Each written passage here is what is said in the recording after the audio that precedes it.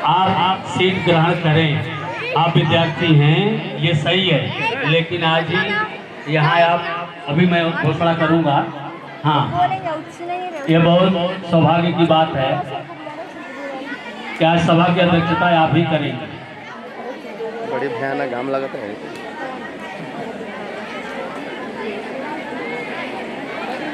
यह करुणा में समय है, इसमें भी आप इतने प्रसन्न बच्चों के लिए मान रखने के लिए, बच्चों की मर्यादा रखने के लिए, बच्चों की मान रखने के लिए आप अपने अंदर प्रसन्न हैं।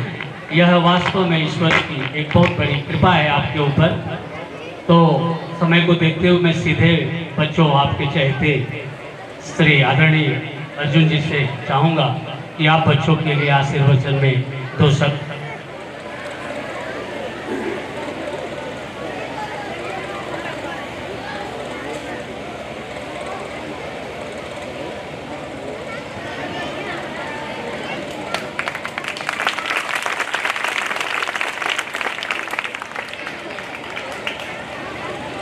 मंच पे उपस्थित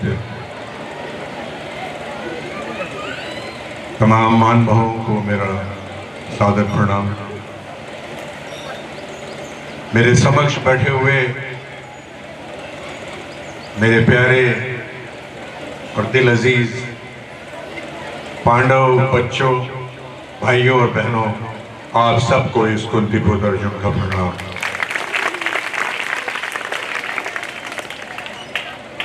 ये मेरा दूसरा टाइम है जो मैं यहाँ आया हूँ और मैं अपने आप को बहुत भाग्यशाली समझता हूँ कि ऐसे शिविर, ऐसे गुरुकुल में मुझे आने का अवसर प्राप्त हुआ। पुस्तकों में,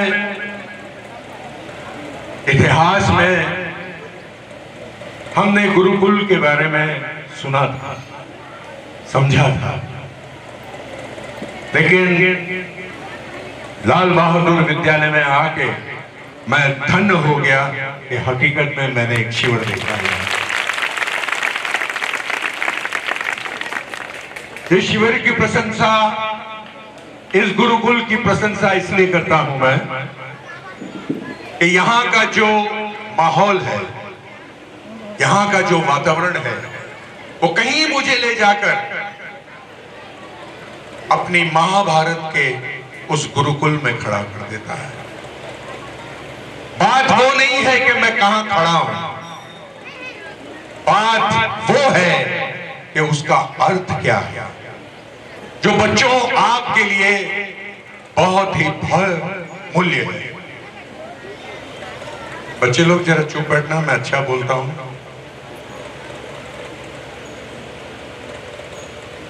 बात यह है कि अगर आपकी यादों की गांठों को थोड़ा सा मैं खोलूं तो मेरे विद्वान दोस्त, मेरे बुजुर्ग जो यहां बैठे हुए हैं, मेरे बच्चों, आपने देखा होगा कि आचार्य द्रोण, उनके गुरुकुल के हम सारे पांडव और कौरव बच्चे थे, शिष्य थे। उसी के भांति आप भी यहां एक शिष्य के भांति अपने गुरुकुल में हो।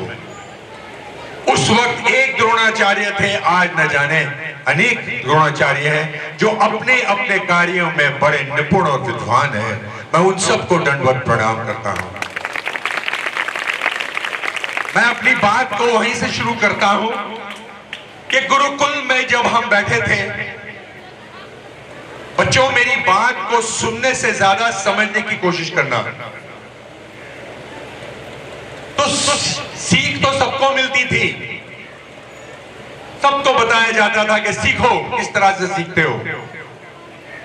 लेकिन मात्र जब आचार्य द्रोण को पूछा गया कि आपका सबसे प्रिय शिष्य कौन है इसमें, तो उन्होंने कहा कि मेरा सबसे प्रिय शिष्य अर्जुन है। और अर्जुन क्यों है? अर्जुन क्यों है? अर्जुन कोई एक्स्ट्रा रोटीज या एक्स्ट्रा काम नहीं करता था, लेकिन अर्जुन अपने लक्ष्य का भेदन बहुत अच्छी तरह से करना जानता था। फोकस था वो बहुत ही जानता था कि पेड़ पे जो मछली, जो चिड़िया है, वो चिड़िया नहीं है, सिर्फ उसकी आंख है। और आज मुझे बड़ा फक्र होता है ये आप लोगों को कहते हुए कि बच्चों, अपनी जिंदगी में लड़का लड़की कोई चीज नहीं होती है, ये भगवान की सृष्टि की रचना है। अगर बच्चियां नहीं होती तो वो माएँ नहीं बनती, और माएँ नहीं बनती तो कोई लड़का पैदा नहीं होता।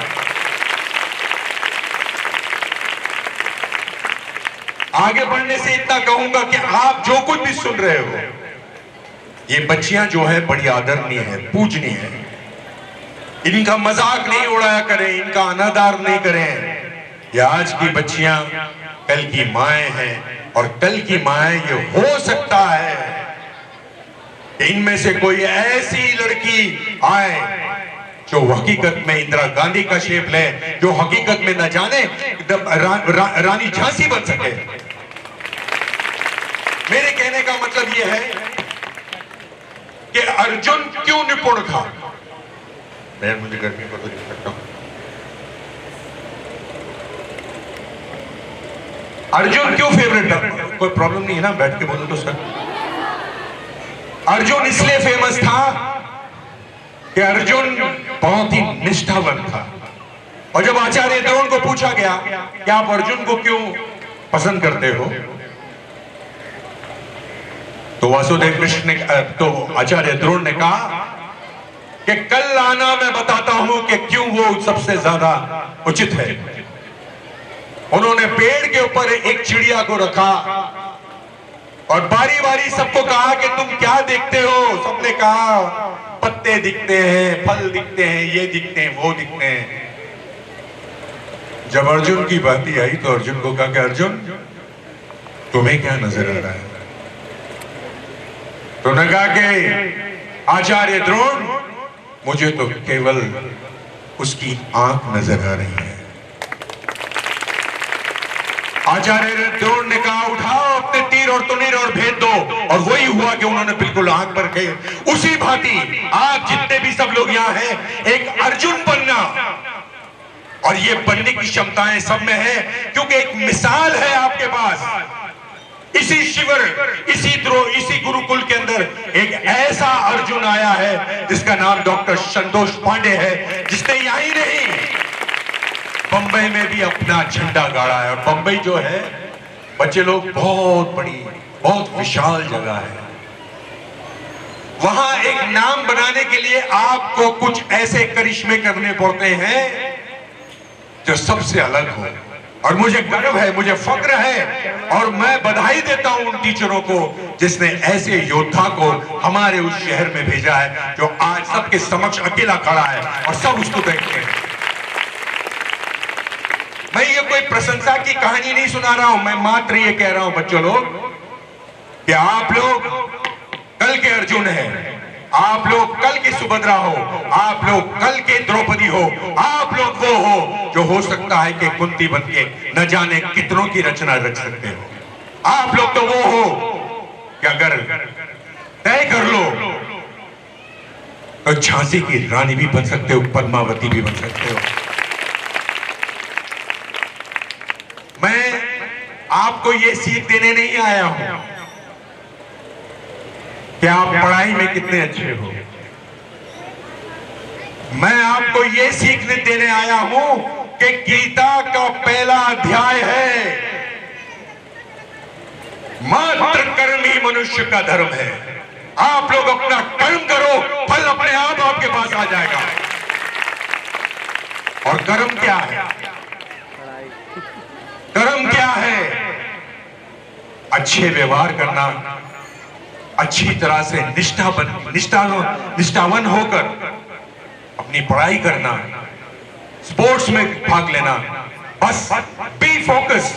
जब आप फोकस हो जाओगे तो आप यकीन मानो कल शायद आप में भी कोई अर्जुन वहां बॉम्बे में खड़ा होगा, या आप में भी कोई ऐसी लड़की होगी जो हमारे हिंदुस्तान को लीड करेगी। ये कोई जरूरी नहीं है कि हाई स्कूल हो, आईसीसी क्या वो आईसीआईसी क्या बोलते हैं उसको, न जाने कितनी डिग्रियां आ गई हैं। और वहां के जितने भी बच्चे होते हैं सब लल्लू होते हैं। बहुत कम होते हैं जो इस तरह की गर्मी के माहौल में अपने आप को लोहा बन के तपाते हैं और आगे बढ़ते हैं। मुझे बड़ा गर्व है और बड़ा फख्र है कि आप लोग सब यहाँ हैं। मैं आपको ये दुआएं देता हूँ और बधाई देता हूँ कि मैं यहाँ आके जितना खुश हुआ हूँ, शायद मैं बड़े बड़े प्रोग्राम में खुश नहीं होता। और मैं आप लोगों को एक नम्र विनती करूंगा कि यदि आप मेरे लिए इतनी कुर्बानी की हो और यहाँ रखे हो तो पहले तो मैं क्षमा याचना चाहूंगा। लेकिन क्या है कि हमारे जो कुछ लोग हैं ना, वो दर्शनों में चले गए थे तो काफी लेट आए। मैं तो रेडी बैठा था 7:30 बजे, क्योंकि मैं बहुत निष्ठावान आदमी हूं। एनीवे, मैं सिर्फ इतना ही कहूंगा कि आप लोग, बच्चे लोग, अपने गुरुकुल के गुरु लोगों को, जैसे मैं नाम तो नहीं जानता, लेकिन मुकुल भाई जो हैं वो, उनसे एक ऐसा दिल का रिश्ता हो गया है। और मैं मुकुल भाई को कहूंगा कि मुकुल भाई कभी भी जो भी सहायता चाहिए या जब भी कोई सहयोग होगा या मेरे लायक कोई काम होगा आपके गुरुकुल के लिए, तो मुझे अवश्य बुलाइएगा प्लीज। मैं दौड़ा चला आऊंगा, क्योंकि आपके बाजू में दो ऐसे व्यक्ति बैठे हैं। एक तो ठाकुर साहब जिनको मैं बहुत प्यार करता हूँ। अब ठाकुर साहब कौन हो गए, ये बाजू में जो बैठे हैं ना सफेद कपड़े में, मैं इनको ठाकुर साहब बोलता हूँ। गोपाल पांडे साहब हैं जो संतोष के बहुत पूजनीय पिताजी हैं, और मैं उनको धन्यवाद करता हूं कि ऐसे सुपुत्र को जन्म दिया है जिसने अपना कार्य बिल्कुल एक श्रवण कुमार की तरह निभाते हैं और अपना कार्य पूरी तरह से करते हैं। मैं जानता हूं कि नितिन थोड़े से भावुक हो गए। भावुक तो इसलिए हो जाते हैं कि हम जानते हैं कि जो हमारे बीच होते हैं वो एक न एक दिन तो जाना होता है। लेकिन बच्चों, मेरी आप लोगों से गुजारिश है कि जितने भी आपके नजदीक वाले हैं उनको समेट के रखिए, क्योंकि कब कोई चला जाता है तो वो फिर वापस लौट के नहीं आता है। मैं अपने भाई को खोया हूं, नितिन ने अपने बेटे को खोया है, और जो छोटा भाई होता है वो बेटे के समान होता है। तो मैं ही जानता हूं कि बाप के कंधे पर अपने बेटे का शव कितना भारी होता है। मैं सिर्फ नितिन को और अपने आप को और यहां जितने मौजूद हैं उनको एक 4 लाइन सिर्फ गाऊंगा कि जिंदगी तो बेवफा है, एक दिन ठुकराएगी, मौत महबूबा है, साथ लेकर जाएगी, मर के जीने की अदा जो दुनिया को दिखलाएगा, वो मुकद्दर का सिकंदर, वो मुकद्दर का सिकंदर, जानमान तू कहलाएगा।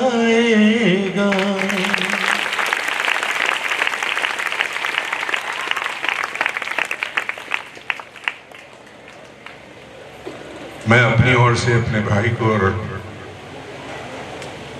अपने दोस्त के बेटे को ये अर्पित करता हूँ, और मैं इतना ही कहूँगा कि आप लोगों का कोटि कोटि धन्यवाद जो आप लोगों ने यहाँ हमको बुलाया, इतनी इज्जत दी, और कोई गलती चूक हो गई हो तो माफ कर देना। लेकिन मैं आप लोगों को बहुत प्यार करता हूँ, क्योंकि आपके इस गुरुकुल से एक ऐसा दोस्त मिला है, एक ऐसा भाई मिला है जिसके रिलेशन का मेरे पास कोई नाम नहीं, लेकिन एक बात मैं जरूर जानता हूं जो गीता में लिखा हुआ है कि कुछ कार्मिक रिश्ते होते हैं जो पूर्वजों से चले आते हैं। शायद सैंडी का मेरा एक धार्मिक रिश्ता है और मैं ये चाहता हूँ कि जब तक कि हमारी जिंदगी सलामत रहे, बस आप लोग प्रार्थना करें कि हम लोगों की दोस्ती, हम लोगों का भाईचारा ऐसे। Thank you so very much. Thank you, thank you.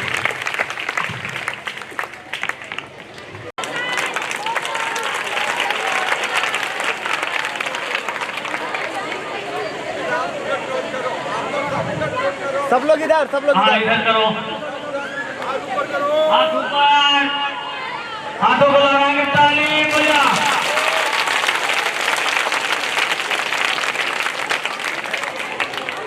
हाथ ऊपर।